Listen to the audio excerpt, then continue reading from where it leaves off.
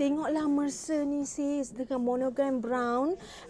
Tengok dia punya craftsmanship kat sini, pemegang dia. And bag ni sis, kalau tengok dia adalah pebble leather dengan monogram brown.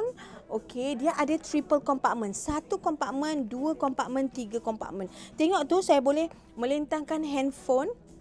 Yang ini boleh letak handphone juga, letak barang-barang personal. Jadi kalau siapa nak Mercer medium dengan harga yang sangat berbaloi. So kalau kita tengok kat sini, berapakah harganya? Harga dia ialah, kalau kita tengok, saya nak tengok kat katalog ni. Jadi senang tau. You all dah dapat katalog belum? Kalau belum dapat katalog, pergi klik link dekat bawah.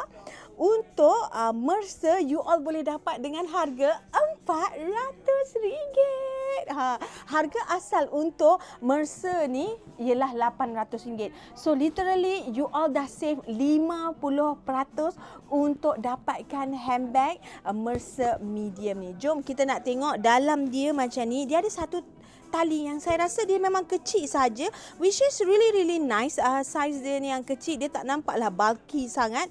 And bestnya untuk bag ni, kalau you all nak pakai pergi travel ke, you all nak pakai pergi kerja ke, boleh. Ini gantung saja dekat sini. Combination monogram dengan pebble leather, pemegang dia dekat bahagian atas. Kalau you all nak bawa pergi travel, kalau you all nak bawa pergi jalan-jalan, memang sangat-sangat nice.